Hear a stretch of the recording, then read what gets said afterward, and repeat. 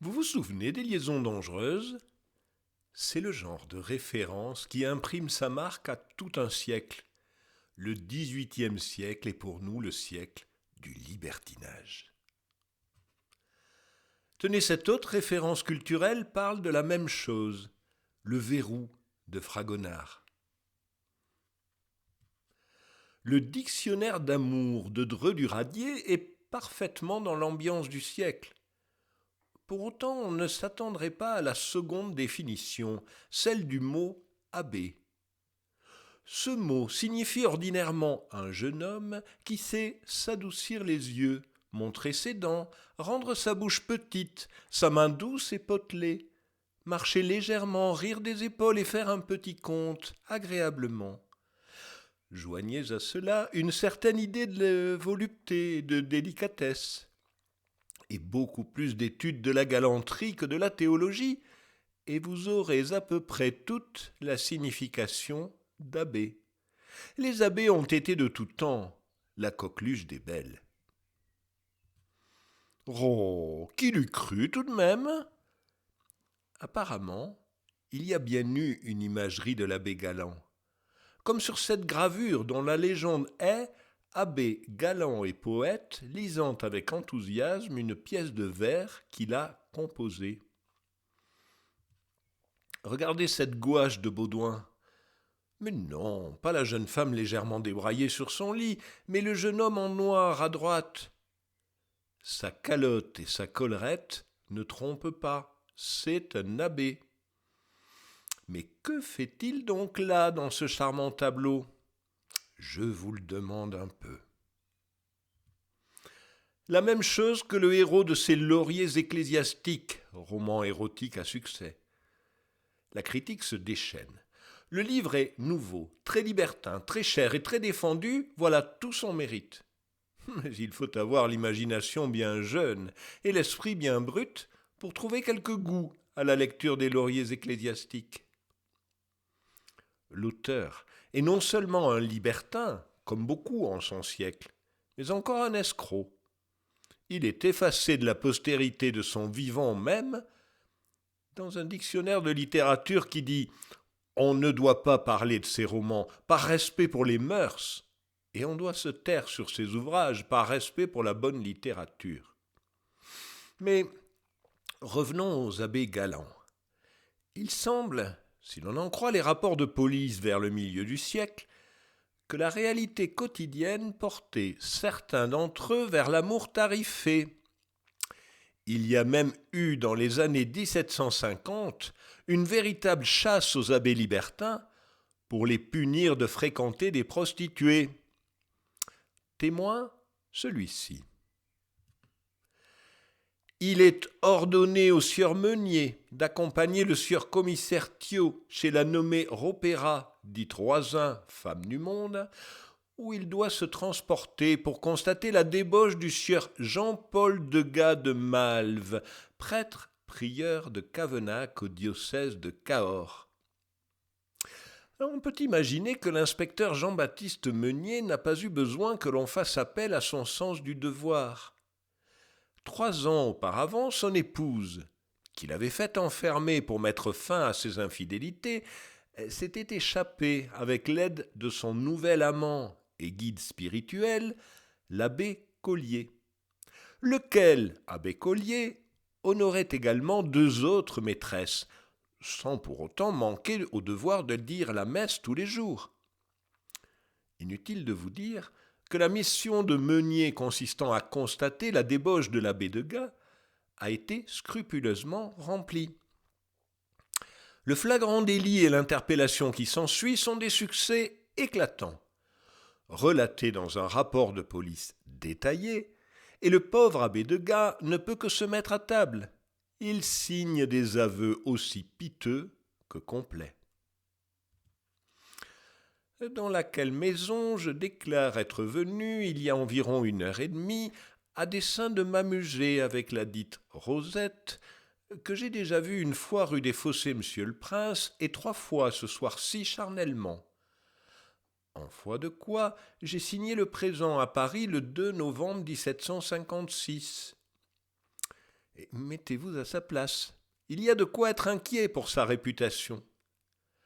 Alors, 2 jours plus tard, Degas obtient une entrevue avec le lieutenant général Berryer qui, magnanime, le rassure et lui promet le secret. Degas se fond d'une lettre de remerciement émouvante le lendemain. Il y exprime toute son humiliation. Son honneur, sa réputation et sa fortune étaient désormais entre les mains de la police. Au passage, remercions la dite police de nous avoir conservé les détails croustillants de cette histoire. Quelque grande que soit l'obligation que je vous ai à jamais, de l'assurance que vous avez bien voulu me donner au sujet de la misérable affaire qui m'avait amené chez vous, je ne saurais cependant ne point faire auprès de vous de nouvelles instances pour en obtenir que les vestiges même en soient le plus tôt qu'il se pourra entièrement effacés.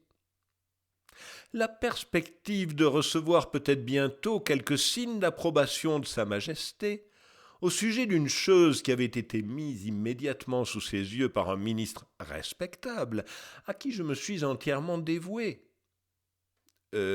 Allons bon, l'approbation de Sa Majesté, rien que ça. Et pourquoi donc ?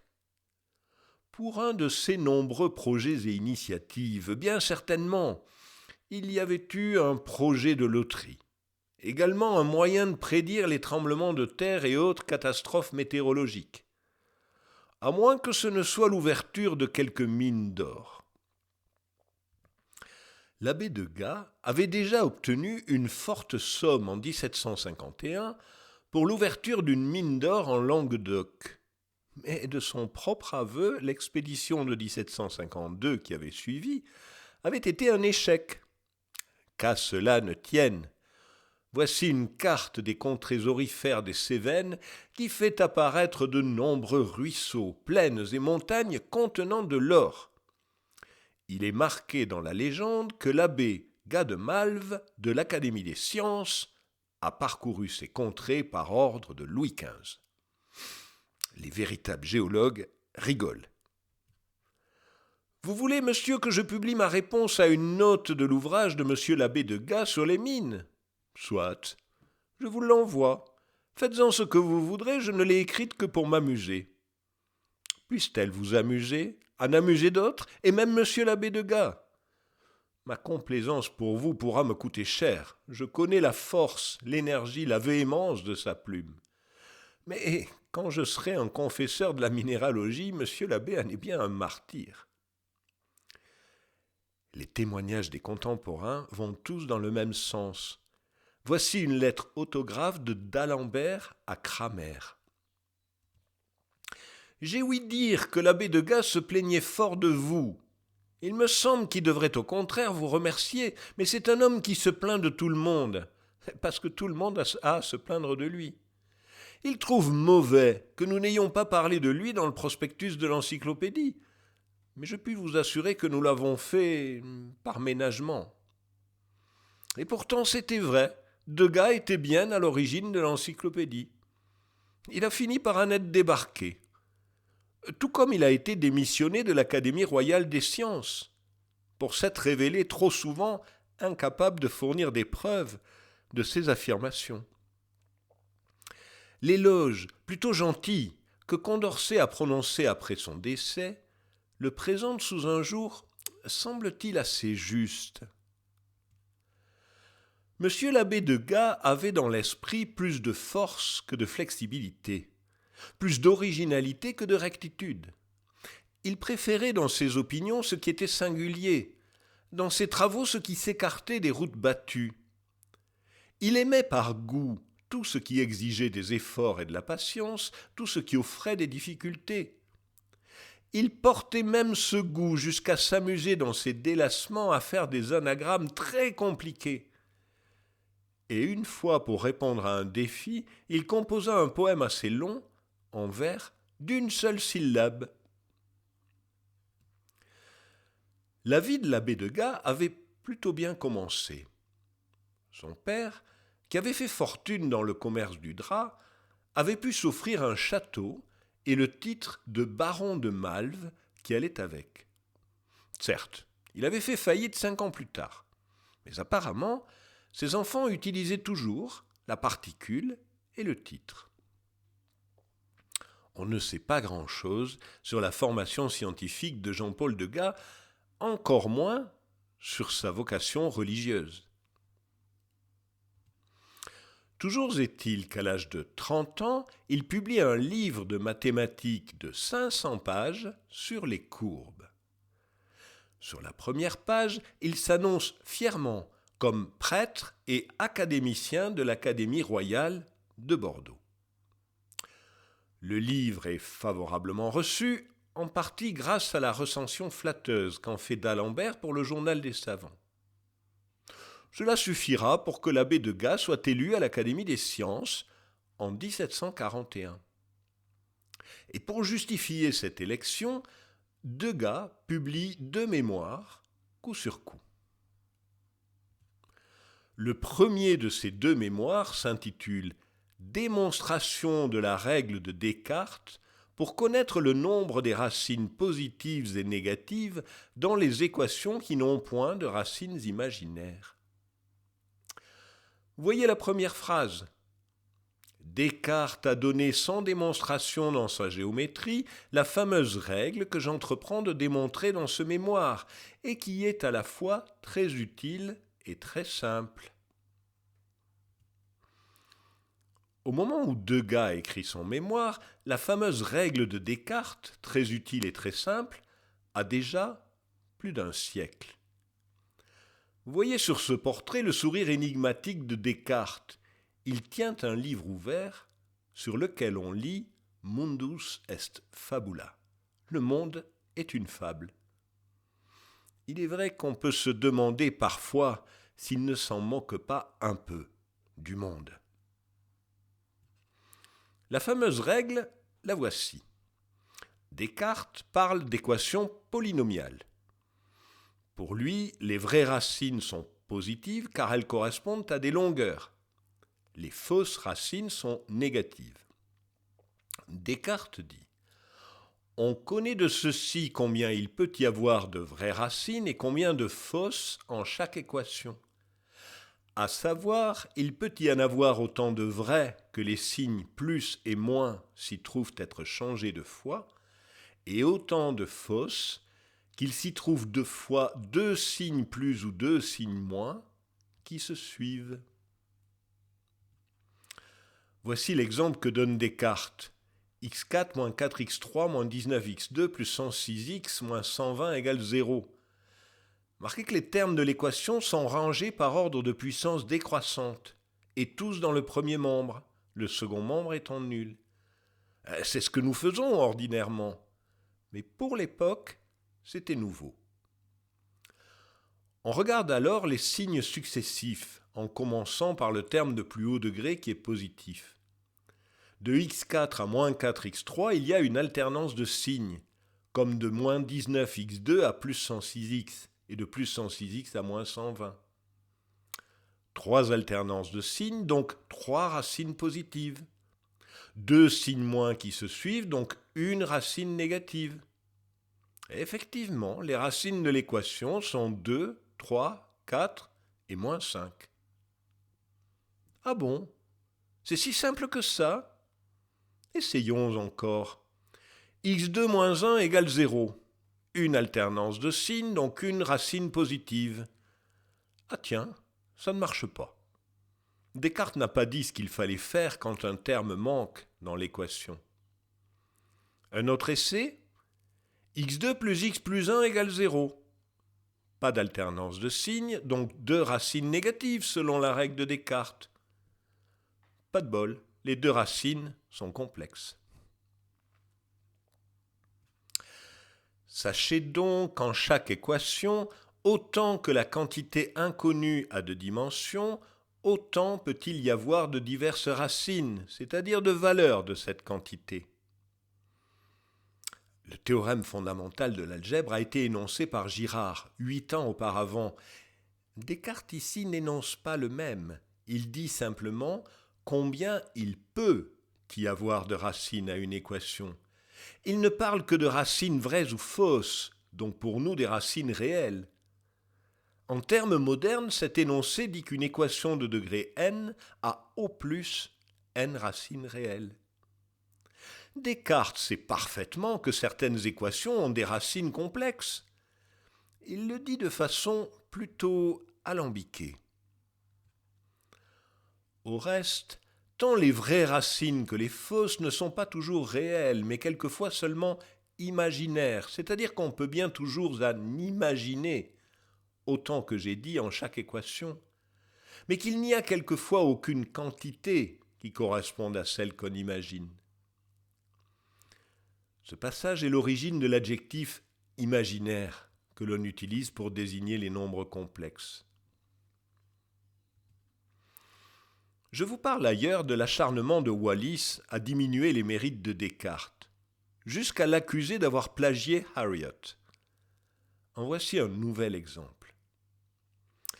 Descartes, dans sa géométrie, à partir d'une simple inspection peut-être des cas mentionnés par Harriot, et sans examen approfondi, donne pour règle générale qu'il y a autant de racines positives que d'alternance de signes et autant de racines négatives que de succession de signes identiques. C'est une erreur ou une inadvertance.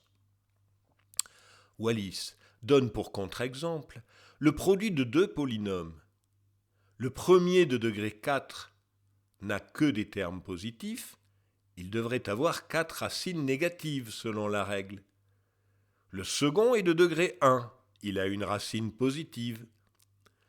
Le produit à 5 alternances de signes, il devrait donc avoir 5 racines positives selon la règle, et ce n'est pas possible. Wallis conclut, la règle doit donc être limitée. Si on la restreint aux racines réelles, pour autant que j'en puisse juger, elle est peut-être vraie. Mais il manque une démonstration. Certes, Wallis avait raison. Mais concernant Descartes et Harriot, il était une fois de plus de mauvaise foi. D'abord, il semble sous-entendre que Descartes a trouvé cette règle chez Harriot, ce qui est faux. D'une part, Descartes ne connaissait pas Harriot quand il a écrit la géométrie. D'autre part, Harriot n'a jamais rien écrit qui ressemble de près ou de loin à la règle de Descartes. Mais surtout, l'énoncé de Descartes n'est pas celui que lui prête Wallis. Descartes n'a jamais dit « il y a autant de racines positives que d'alternance de signes », mais « il peut y en avoir autant ». Wallis n'est pas le premier à lui faire ce mauvais procès. Roberval, avant lui, n'avait pas laissé passer l'occasion de s'en prendre à Descartes, une fois de plus. Voici la réponse de Descartes dans une lettre à Carcavie. Sa seconde objection est d'une fausseté manifeste, car je n'ai pas dit dans la page 373 ce qu'il veut que j'ai dit, à savoir qu'il y a autant de vraies racines que les signes plus et moins se trouvent deux fois être changés. Et ni n'ai eu l'occasion l'intention de le dire. J'ai dit seulement qu'il peut y en avoir autant, et j'ai montré expressément dans la page 380 quand est-ce qu'il n'y en a pas autant, à savoir quand quelques-unes de ces vraies racines sont imaginaires. Et son peu de mémoire m'est confirmé par ce que m'a dit le sieur Chauveau, qui m'a assuré qu'il lui a déjà auparavant répondu à cette prétendue objection et montré son erreur. En sorte qu'il ne pêche pas ici par ignorance, mais faute de mémoire, ou autrement. Effectivement, un peu de mauvaise foi n'est pas à exclure de la part de Roberval comme de Wallis. Il faut bien reconnaître néanmoins que la formulation de Descartes n'était pas des plus claires. Mais à sa décharge, la notion de racine complexe était encore nouvelle et difficile à concevoir. Voici ce qu'en dit Prestet un demi-siècle après Descartes. J'ai souvent observé que des personnes, même d'un esprit vif et fort éclairé, ne pouvaient se former qu'avec peine une idée distincte de la nature des racines ou des grandeurs négatives, et que les imaginaires les embarrassaient beaucoup davantage. Après son premier mémoire, où il démontrait à peu près rigoureusement la règle de Descartes, dans le cas où les racines sont toutes réelles, l'abbé Degas généralise la règle dans un second mémoire, intitulé « Recherche du nombre des racines réelles ou imaginaires, réelles positives ou réelles négatives ». Ce mémoire fait une 60aine de pages. Degas en consacre un bon tiers à un historique détaillé du sujet, remontant à l'algèbre italienne de la Renaissance et détruisant au passage les allégations de Wallis. La règle de Descartes, bien oubliée de nos jours, a pourtant joué un rôle clé dans l'histoire des mathématiques. L'enjeu, c'était la résolution algorithmique des équations, parce qu'avant d'appliquer à une fonction la méthode de Newton pour trouver ses zéros, il faut commencer par les localiser à peu près. La règle de Descartes, démontrée par Degas, permet de savoir s'il y en a à gauche ou à droite de l'origine. Ce premier résultat a été abondamment généralisé par la suite. La plupart des grands noms dont je vous parle presque à chaque histoire y sont attachés. Newton, Euler, Lagrange, Fourier, Cauchy. Alors, je vais plutôt insister sur un mathématicien moins connu, Charles Sturm.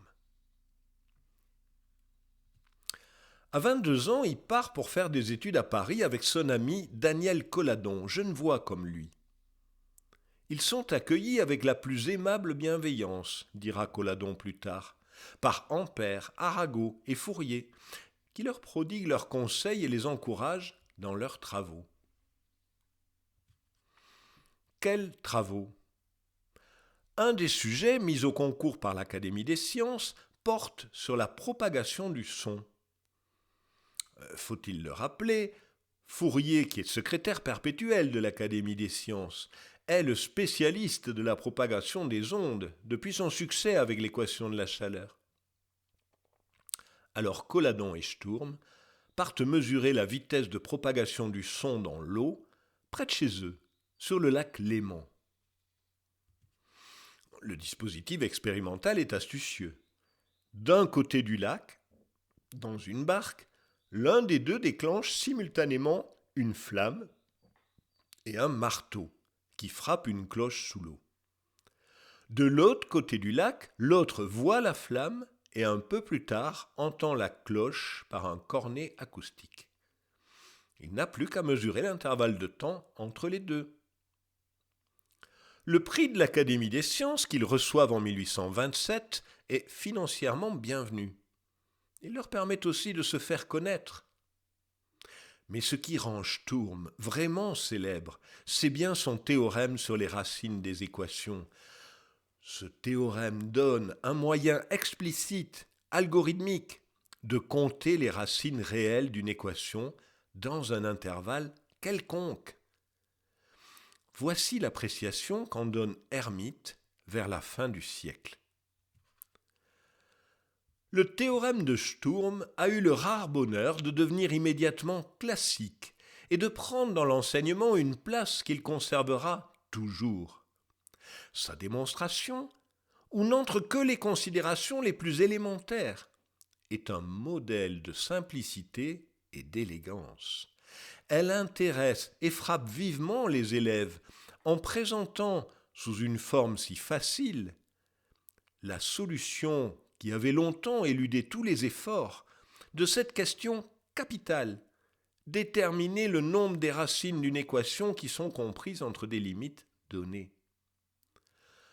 Au début de leurs études, elle leur permet de goûter ce plaisir délicat et élevé dont les œuvres du génie sont la source si difficilement accessible. Eh bien, n'en jetez plus.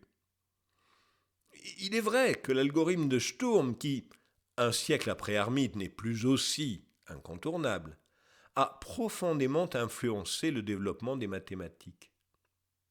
Le théorème des résidus de Cauchy, qui est le fondement de l'analyse complexe, consiste à compter les racines d'une équation à l'intérieur d'un contour. C'est la généralisation au plan complexe du théorème de Sturm. Ce dernier marque une étape importante en géométrie algébrique et aussi en logique avec les travaux de Tarski. Voyons, que préférez-vous pour terminer ? Un extrait des travaux de Tarski ou bien une autre citation du dictionnaire d'amour de Dreux du Radier ? Ah bon ? Vous êtes sûr ? Je n'aurais pas cru ça de vous, mais tant pis, c'est comme vous voulez. Une dame qui n'a que un mari, un amant pour la douceur du commerce, un autre pour l'utile, ne donne pas de prise à la médisance. Quand on va plus loin, on passe pour avoir du tempérament.